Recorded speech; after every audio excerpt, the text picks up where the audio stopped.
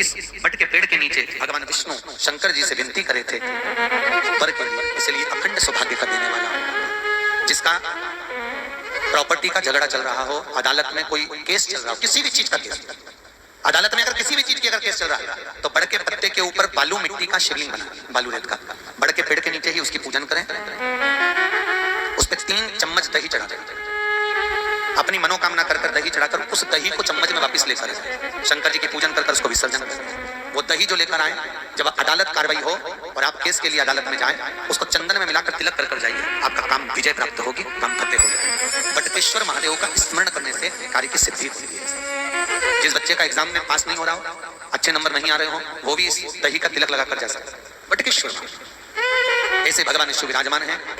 16 श्रृंगार में नारी के हाथ की चूड़ी का कलर अलग हो सकता है, चूड़ी की डिजाइन अलग हो सकती है, चूड़ी अलग हो सकती है, चूड़ी महंगी सस्ती हो सकती है, मंगलसूत्र की कीमत ऊंची नीची हो सकती है, पांव की बिछुड़ी की कीमत ऊंची नीची हो सकती है, कान के कुंडल की कीमत ऊंची नीची हो सकती है। तुम्हारे शरीर पर जितने जितने 16 श्रृंगार हैं उसकी कीमत ऊंची नीची हो सकती है। केवल मंगलसूत्र की डिजाइन बदल सकती है, नाक की लौंग की डिजाइन बदल सकती है, कान के बुंदे की डिजाइन बदल सकती है, हाथ की चूड़ी की डिजाइन बदल सकती है, पांव की पायल की डिजाइन बदल सकती है। केवल नारी के 16 श्रृंगार में एक श्रृंगार ऐसा है जिसकी कीमत जो पहले थी वही कीमत आज तक है और उसकी डिजाइन आज तक नहीं बदली। वो मांग का सिंदूर है, एक जैसी डिजाइन है और एक जैसी कीमत है। सारे श्रृंगार की कीमत अलग, पर मांग में जो सिंदूर डाला जाता है वो एक कीमत का होता है, एक डिजाइन का होता है और एक जैसा होता है, और वो सबसे भारी होता है। सावित्री यमराज से कह रही है मेरे पति को छोड़ दो। यमराज कह रहा है सावित्री तेरा पति मर चुका है, मांग के सिंदूर को पोंछ दे। सावित्री कहती है पूरा श्रृंगार उतार दूंगी पर मांग का सिंदूर नहीं पूछने दूंगी। तब यमराज ने कहा जब तक तू मेरे मांग का अपनी मांग का सिंदूर नहीं उतारती तब तक तू मेरे पास नहीं आ सकती। भगवान यमराज से सावित्री ने कह दिया मैं भी तुझे वचन देती हूँ यमराज, मेरी मांग में जब तक सिंदूर है, जैसे सीता ने लाइन, लक्ष्मण जी ने लाइन खींच दी थी और सीता पार नहीं जा सकती थी, मैं भी तुझे वचन देती हूँ जब तक नारी की मांग में सिंदूर है तब तक तू उसके पति को उसके सामने लेकर नहीं जा सकता। ये भी मैं तुझे कह देती हूँ। तो यमराज भैंसे पर सवार होकर सत्यवान को लेकर जा रहा था, सावित्री से वचन पर वचन चल रहे थे, बड़ के पेड़ के नीचे छोड़कर आए। क्या चाहिए तुझको, क्या चाहिए तुझको, क्या दूं मैं तुझको, कुछ मांग ले मुझसे।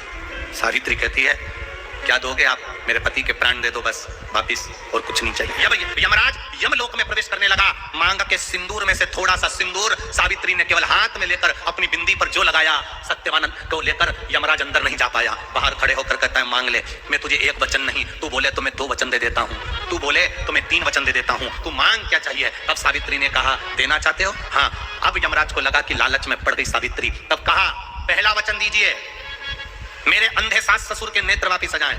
यमराज ने कहा तथास्तु।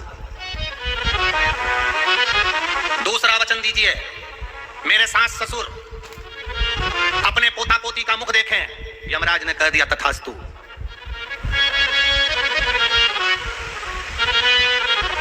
जाओ। यमराज जाने लगे, फिर आग जलने लगे, कहने लगे मैं अंदर क्यों नहीं जा पा रहा हूं। सावित्री कहती है तुमने वर दिया है मेरे सास ससुर पोता पोती का मुख देखें, उनके बेटे को तुम ले जाओगे तो पोता पोती कहां से होगा, छोड़कर जाओ।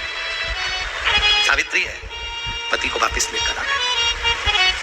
कर्जा मुक्ति के लिए सारे वृक्षों में अगर कोई श्रेष्ठ वृक्ष माना गया है तो वो बट का वृक्ष माना गया है। इसलिए प्रशासनिक कार्य के लिए, मानसिक टेंशन में, परेशानियों में बटकेश्वर महादेव का स्मरण किया जाएगा। और यदि निवेदन करूंगा बहुत ज्यादा, यदि आपको कर्जा हो गया है, बहुत ज्यादा कर्जा हो गया और वो कर्जा चूक ही नहीं रहा, तो थोड़े दिन बड़ के पेड़ के नीचे आप बटकेश्वर महादेव के लिए 1 लोटा पानी, उसमें थोड़ा सा पिसा हुआ चावल पीस के गला लेना, चावल को और पीस लेना, पीस के उस पानी में मिला और मिलाकर उसमें थोड़ी सी हल्दी पिसी हुई डालकर बटकेश्वर महादेव के नाम से बड़ के पेड़ के नीचे अपनी कामना करकर जो कर्जा हुआ है उस कर्जे का बाण देते हुए, स्मरण देते हुए छोड़ दे। महाराज 2 या 3 सोमवार एक ही जगह पर करना, 3 सोमवार बाद वहीं से बड़ के पेड़ की थोड़ी सी जड़ उठा लाना और उस जड़ को कोई धागे में बांधकर या तो अपने गले में डाल लो या अपनी जेब में पटक लो, उसको थोड़े दिन पटक कर रखो, लगभग 2 से 3 महीना पटक कर रखो।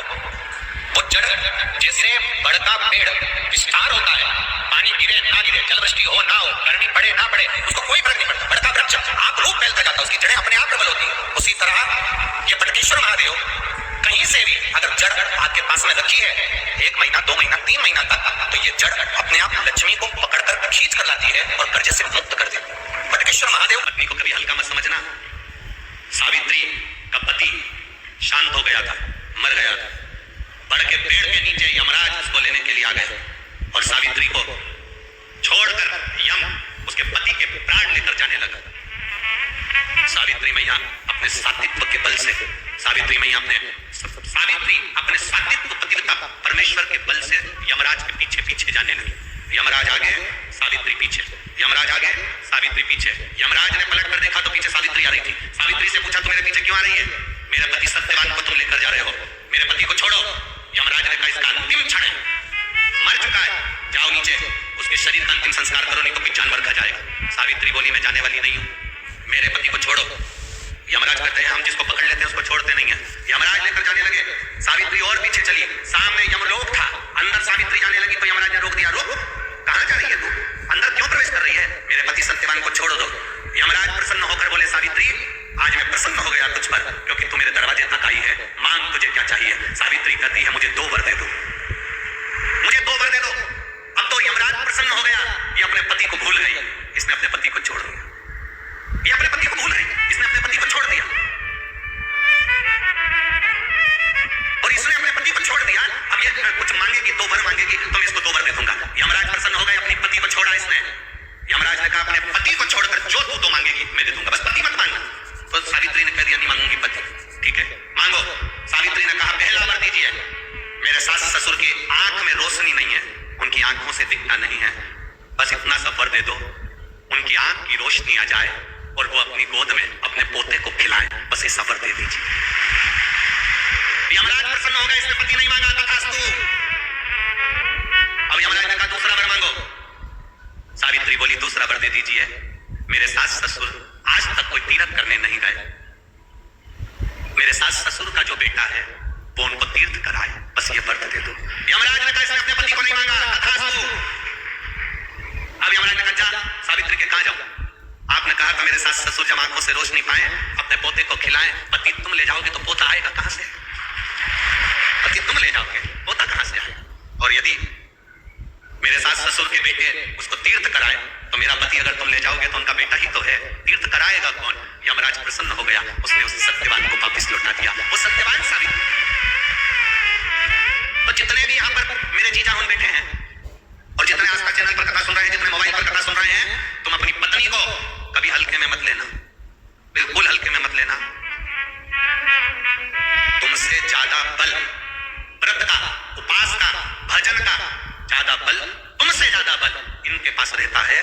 तुम सोचो कि बोल रहे हो कि मैं मंदिर में हूं, वो उसको बिना घंटी के घंटी बजती है दिमाग, वो तुरंत पहचान जाता है, तुरंत।